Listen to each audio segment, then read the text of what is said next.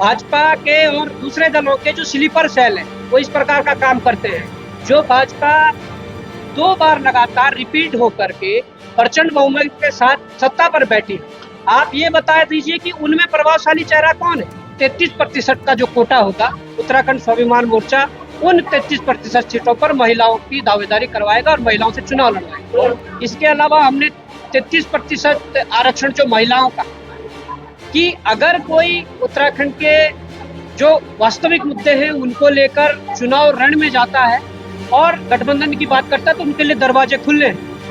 वो जितने सीटों पर चुनाव लड़ा जाएगा उससे उसका 50% निश्चित तौर पर हमने 25 से 35 वर्ष के आयु वर्ग के जो युवा है उनके लिए रखा गया है।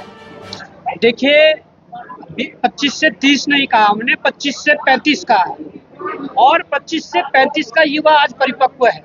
हमने खुद 26 साल के आयु सीमा में हमने लोकसभा चुनाव लड़ा और हमने कोई भी ऐसी बात उसमें नहीं कही, हमने कोई भी ऐसा कृत्य नहीं कहा जिससे कि आम जनमानस को या समाज को ठेस पहुंची हो। और मुझे उम्मीद है कि हमारे पास कुछ ऐसे युवा हैं जो 25 से 35 के बीच जो इनकी आयु सीमा है और वो अच्छा कर सकते हैं।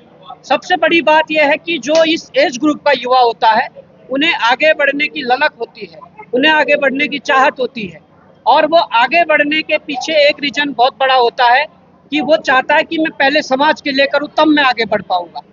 तो इसके लिए 50% जो सीटें होंगी, वो जितने सीटों पर चुनाव लड़ा जाएगा उससे उसका 50% निश्चित तौर पर हमने 25 से 35 वर्ष के आयु वर्ग के जो युवा है उनके लिए रखा गया है, क्योंकि मैं खुद उस क्राइटेरिया में हूँ। हमारे एक और उपाध्यक्ष है वो खुद उस क्राइटेरिया में है और तमाम और युवा है।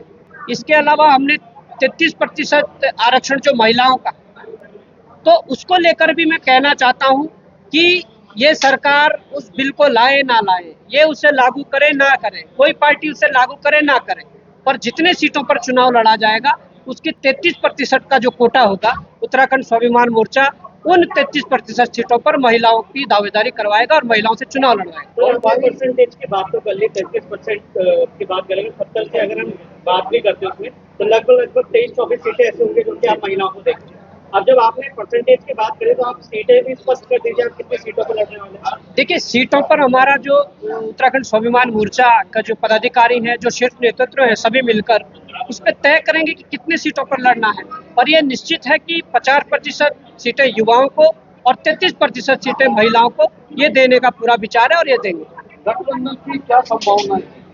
देखिए, गठबंधन के लिए क्षेत्रीय अस्मिता और क्षेत्रीय एकता को बनाए रखने के लिए उत्तराखंड स्वाभिमान मोर्चा का जो वक्तव्य है वो पहले दिन से स्पष्ट और साफ है कि अगर कोई उत्तराखंड के जो वास्तविक मुद्दे हैं उनको लेकर चुनाव रण में जाता है और गठबंधन की बात करता है तो उनके लिए दरवाजे खुले हैं। पर वही बात मैं आज फिर दोहरा रहा हूँ और पहले भी कई बार इस चीज को कह रखा हूँ कि वो गठबंधन करने वाले वो लोग जो किसी राष्ट्रीय दल से प्रभावित ना हो, राष्ट्रीय दल की विचारधारा पर ना चले और राष्ट्रीय दलों के कहने और सुनने में ना हो। इसलिए हमारा वक्तव्य साफ है कि गठबंधन का हमारा पूरा दरवाजा खुला है और अगर गठबंधन होता है तो करेंगे और नहीं भी होता है तब भी चुनाव लड़ेंगे।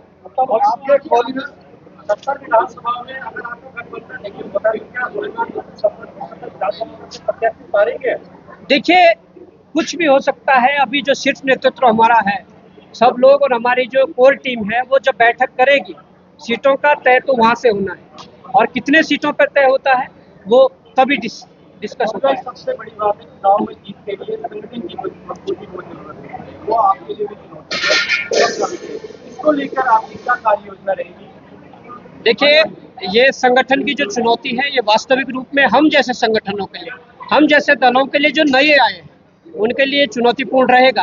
पर इस वर्क को हमने काफी पहले से पूरा किया है। जिन जिन जगहों पर हमारे अभी चेहरे जो है जो लड़ेंगे उन्होंने ये काम बखूबी पूरी तरीके से शुरू कर चुके हैं। कई लगभग बूथों पे अपने विधानसभाओं के अंदर टीमें खड़ी कर दी गई है। पर जो नए चेहरे जो आएंगे, जिन्हें टिकट देने की बात होगी या जो लड़ना चाहेंगे, उनको भी इस काम में लगा दिया जाएगा।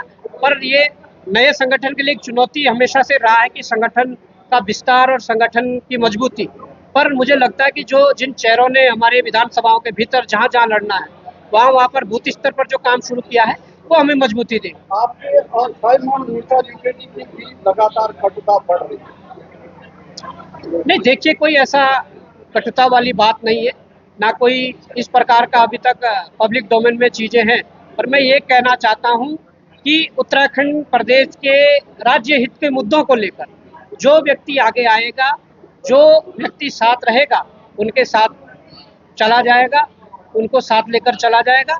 और बात रही ये कि कई लोग कहेंगे अभी कि बीजेपी ऐसा कह रही है, कांग्रेस ऐसा कह रही है या अन्य क्षेत्रीय दल ऐसा कह रहे हैं, तो मुझे नहीं लगता कि लोगों के कहने से कुछ होगा। जो भी चीजें होंगी वो साफ सामने आएंगी और आने वाले समय में सारी चीजें स्पष्ट हो जाएंगी। कांग्रेस के किससे नजदीक है? नहीं, देखिए कांग्रेस के क्या नजदीक होना है, कांग्रेस चुनाव लड़ेगी, यूएसएम चुनाव लड़ेगा, भाजपा चुनाव लड़ेगी, दूसरे दल चुनाव लड़ेंगे। पर हमने तो साफ और स्पष्ट कहा है कि जिन चेहरों ने संघर्ष किया है, जिन चेहरों का समाज के बीच योगदान है, उन चेहरों के साथ कोई कॉम्प्रोमाइज नहीं होगा। उन चेहरों को मैदान में उतारेंगे और उनसे चुनाव लड़वाएंगे। जिसके आप रेस्पॉन्ड कर रहे हैं, इसके बहुत सीट है पूरे उत्तराखंड की देखा जाए तो इसको लेकर खासतौर पर उसकी नजर इस सीट पर रहती है और यहाँ का चुनाव भी रहता है, आएगा, महिला आएगी या युवा आएगा। देखिए, जिस व्यक्ति के पक्ष में लगभग ज्यादा लोग खड़े होंगे वो मैदान में आएगा। और ये चीजें बताने की नहीं है, आप कुछ दिनों से कुछ महीनों से देख रहे होंगे जो एक्टिविटी होती है, जो एक्टिविटी में दिखते हैं, अलग दिखते हैं, थोड़ा चीजें अलग से दिखती हैं, तो निश्चित तौर पर वो तैयारी में होते हैं और कुछ लोग तैयारी में हैं, उनसे ही तो सिलेक्शन करना है। हमने कोई ऐसा कोई कैंडिडेट पैराशूट कैंडिडेट तो लाना नहीं है। साफ तौर पर जो कैंडिडेट होगा, ऋषिकेश का कैंडिडेट होगा, जो 2-4 चेहरे हैं उनमें से ही सहमति बनेगी और मैदान उतरेंगे। और भाई आप कह रहे हैं 33% महिलाओं की सीट छोड़ गई है, बहुत बड़ी बात आपने कही है कि आप अध्यक्ष हैं। नहीं, ऐसा तो नहीं आपके पास 70 विधानसभाओं में उतने प्रभावशाली चेहरे नहीं है, तो आपने हवाला दिया कि 33% सीट दे दी। देखिए, प्रभावशाली चेहरे तो आज किसके पास है, किसके पास नहीं है। जो भाजपा 2 बार लगातार रिपीट होकर के प्रचंड बहुमत के साथ सत्ता पर बैठी है, आप ये बता दीजिए कि उनमें प्रभावशाली चेहरा कौन है। आप संगठन के दम पे आप ना जाने यंत्र तंत्र षड्यंत्र करके चुनाव जीत रहे हैं, आप ये बताइए प्रभावशाली चेहरा कौन है? कोई भी नहीं है। आपके तो एक विधायक से मुख्यमंत्री हटा दिए तो दूसरा मुख्यमंत्री बनाने के लिए नहीं है। पर मैं ये कहना चाहता हूँ कि हम ऐसे चेहरों को उतारेंगे। महिलाओं की आप बात कर रहे हैं, प्रभावशाली हो या ना हो, वो ईमानदार हो, उनकी नीयत साफ हो, ऐसे महिलाओं को जिन्हें कम से कम जिन्होंने समाज के लिए अपना योगदान दिया हो, ऐसे महिलाओं को और ऐसे युवाओं को मैदान में उतारने का काम उत्तराखंड स्वाभिमान मोर्चा करेगा। सभी क्षेत्रीय दल पार्टी राजनीति ये कह रही है कि जितनी भी जनता है सब इकट्ठी एकजुट हो जाए, आपके लिए लेकिन सबसे बड़ा सवाल ये भी बन रहा है, जनता ये भी तो कह रही है कि जब नेता ही एकजुट नहीं हो रहे क्षेत्रीय दलों के, तो फिर हम कैसे एकजुट हो जाएं? पहले नेता तो एकजुट हो जाएं। देखिए, हमने तो इस बात को खुला रखा है कि भाई गठबंधन वाली बात है, उसके लिए रास्ते खुले हैं, उसके लिए दरवाजे खुले हैं। और अगर जनता एकजुट देखना ही चाहती है तो जनता आए। जनता एक बार क्यों भाजपा और कांग्रेस के दरवाजे पर, उनके पार्टी के जो ऑफिस है, कार्यालय, उनके आगे जा रहे हैं?